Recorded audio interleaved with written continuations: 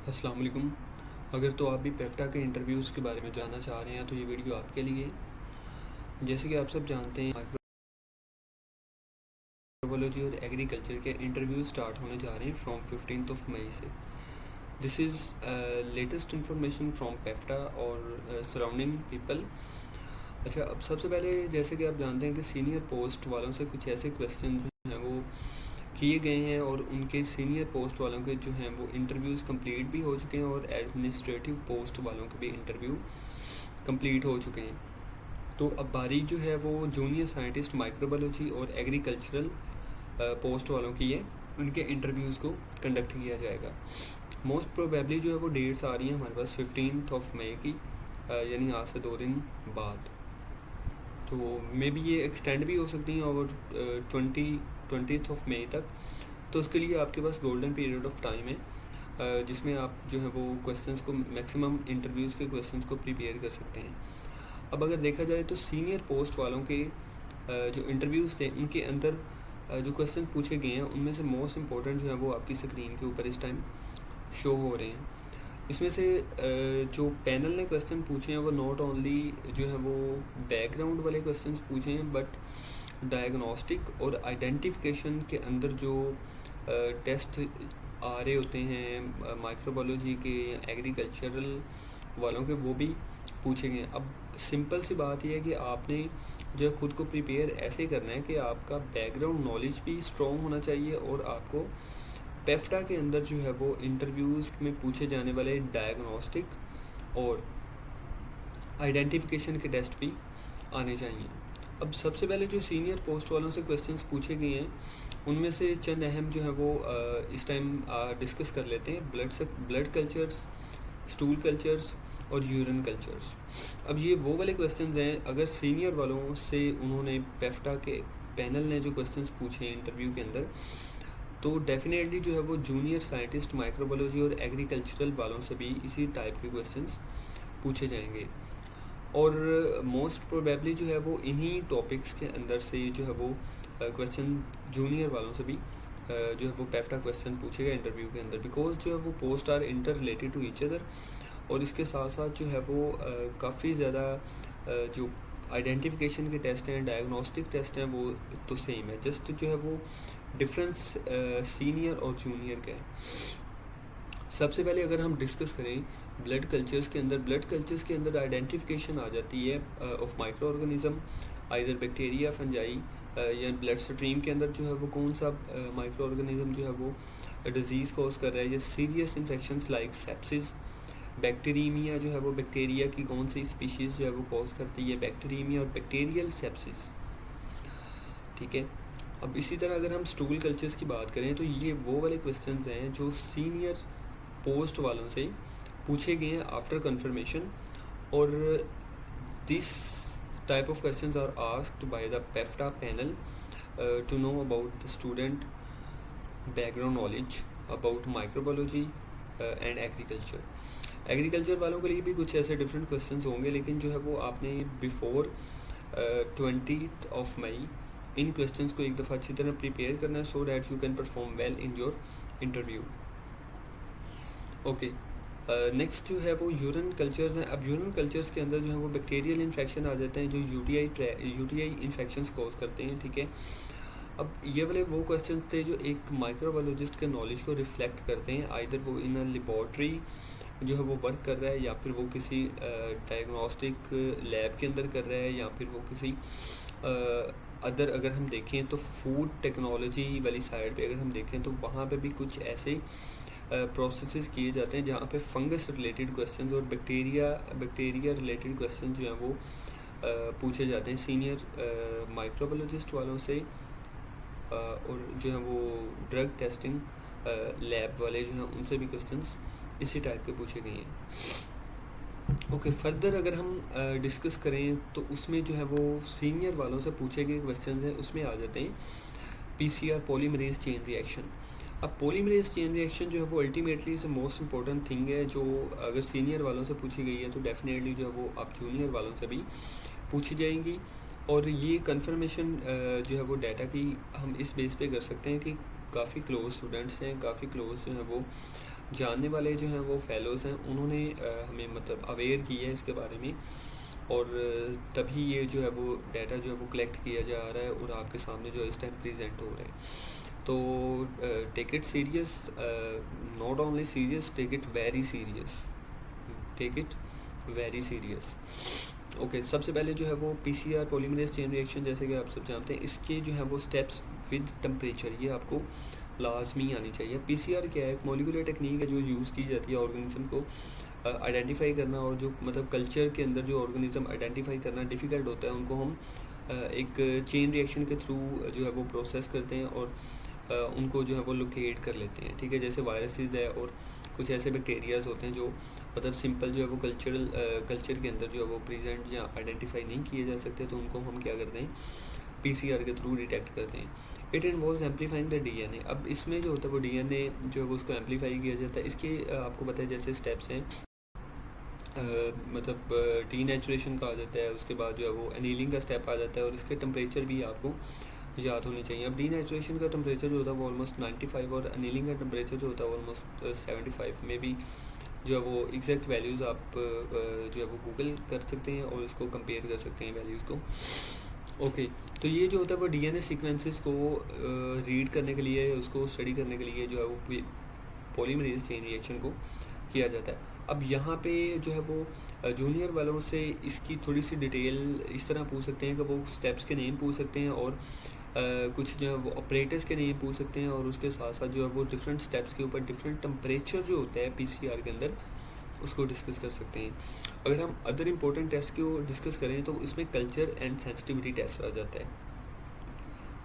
अब कल्चर और sensitivity test जो है वो रिलेट करता है कि बैक्टीरियल मतलब बैक्टीरिया जो है वो कैसे रिस्पॉन्स करता है किसी भी एंटीबायोटिक को, किसी भी जो है वो मेडिसन है या सैंपल के अंदर कुछ भी ऐसी चीज़ें हैं जो बैक्टीरिसाइडल प्रूव हो सकती हैं, उनको जो है वो टेस्ट करने के लिए हम क्या करते हैं, कल्चर एंड सेंसिटिविटी, लाइक कौन से बैक्टीरिया जो है वो सेंसिटिव है for specific kind of antibiotic और स्पेसिफिक काइंड ऑफ ड्रग, और कौन से बैक्टीरिया जो है वो रेजिस्टेंट है।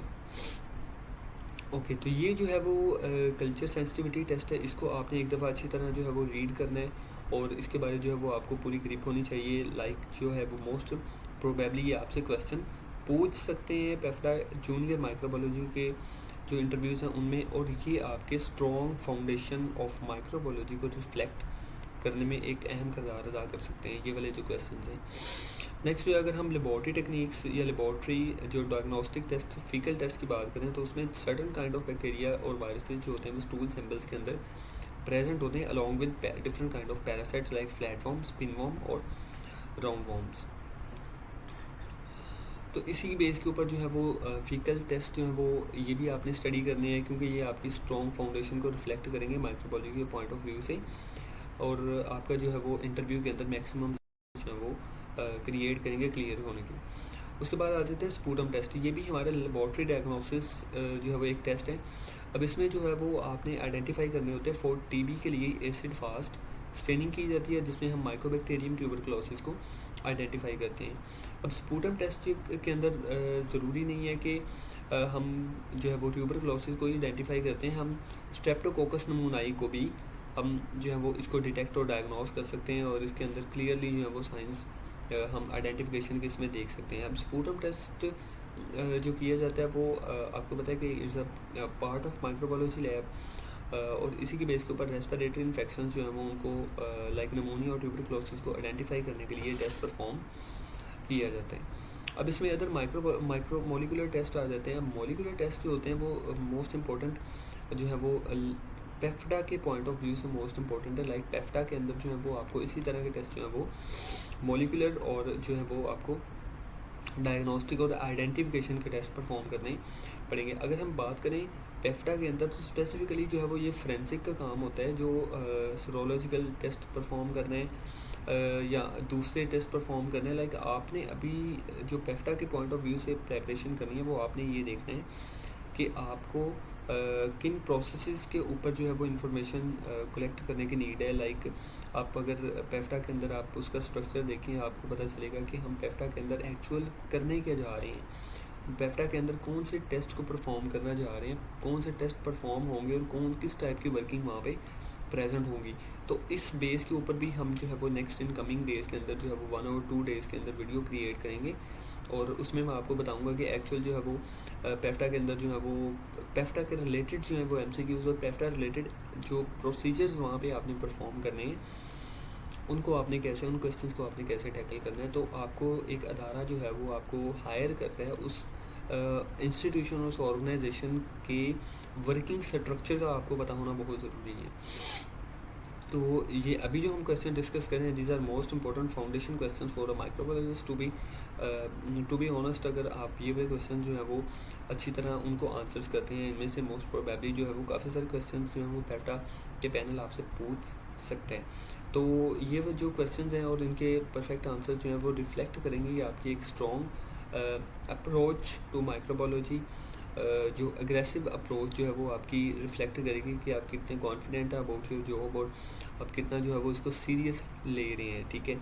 क्योंकि ये जो पेफ्टा का अदारा है, ये जस्ट क्रिएट किया जा रहा है for international standard, for handling of international standard. अब इंटरनेशनल स्टैंडर्ड्स को मेंटेन करने के लिए हमें उसी तरह की जो टेस्टिंग है, उसी तरह की जो प्रोडक्ट की आइडेंटिफिकेशन और प्रोडक्ट की प्योरिटी है, सीरीनिटी है, लाइक आप कह लें कि कोई पर्सन अगर पेफ्टा के थ्रू पास हुई प्रोडक्ट को कंज्यूम कर रहा है, तो उसको एक मतलब मेंटली जो है वो उसको जस्ट ये फील होना चाहिए कि this is a most trusted brand और ट्रस्टेड प्रोडक्ट ऑफ वर्ल्ड।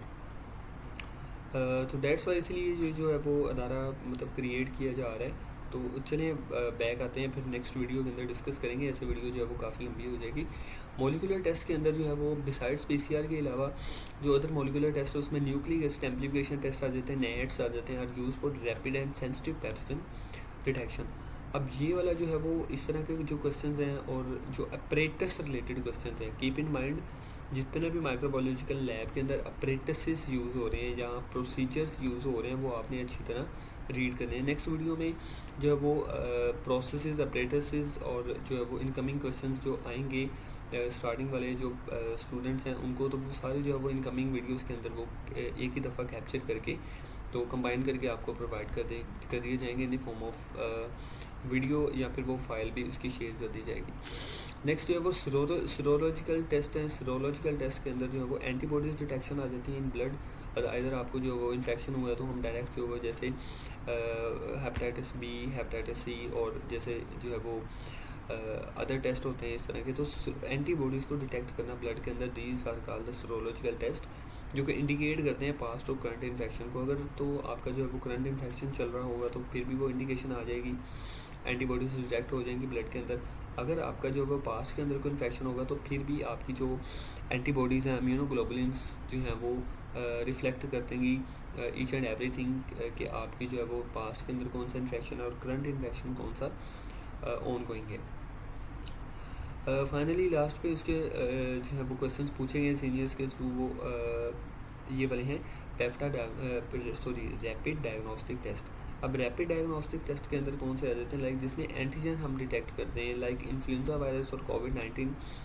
अब ये एंटीजन डिटेक्शन जो है वो one of the quickest method है जो कि डिटेक्ट किया जा सकता है किसी भी डिजीज़ को आइडेंटिफाई करने के लिए और उसको उसके डायग्नोसिस के लिए, जो प्रोवाइड करता है quick results for certain pathogen, जैसे कि यहाँ पे डिस्कस किया इन्फ्लुएंजा वायरसेस के लिए और कोविड-19 के लिए। अब one of the most important बात ये है कि आपने इनकमिंग डेज़ के अंदर जो है वो आपकी लेटर्स और कॉल्स आनी स्टार्ट हो जाएंगी, और जैसे ही लेटर्स और कॉल स्टार्ट हो गई तो आपको ये जो है वो कुछ भी इतनी जल्दी जो है वो प्रोसेसेस और समझ नहीं आएगा, ठीक है। तो अभी जो है वो आप अभी से इन टॉपिक्स को प्रिपेयर करना शुरू करें, क्योंकि these are the most important topic जो कि कन्फर्मली पूछे गए हैं हमारे सीनियर्स से, सीनियर माइक्रोबायोलॉजिस्ट और सीनियर एग्रीकल्चरिस्ट। अगर कुछ लोग जो हैं वो एग्रीकल्चर के रिलेटेड जो है वो वीडियो यहाँ पे चाह रहे हैं कि उनके जो सीनियर्स से को किस टाइप के क्वेश्चंस पूछे गए हैं, तो काइंडली वो भी कॉन्टैक्ट करें, कमेंट्स में इन्फॉर्म करते हैं, ताकि जो है वो हमें पता चले कि स्टूडेंट्स जो है वो उनकी काफ़ी ज़्यादा क्वांटिटी है, जो एग्रीकल्चर वाले हैं उनकी भी क्वांटिटी है, और उनके रिलेटेड जो है वो हम सीनियर से कॉन्टैक्ट करके जो उनसे पूछे गए क्वेश्चन हैं वो भी यहाँ पे मेंशन कर सकें। Thank you very much for watching this video. Kindly subscribe अगर आप न्यू यूज़र हैं, तो यहाँ पे अपडेट्स मिलती रहेंगी आपको। नेक्स्ट जो है वो किसी भी गवर्नमेंट टाइप के एग्ज़ाम्स आ जाते हैं, गवर्नमेंट पोस्टें या वैकेंसीज़ आ जाती हैं, तो उनके बारे जो है वो आपको इन्फॉर्मेशन यहाँ पे अवेलेबल होगी 24/7। Thank you very much. Allah.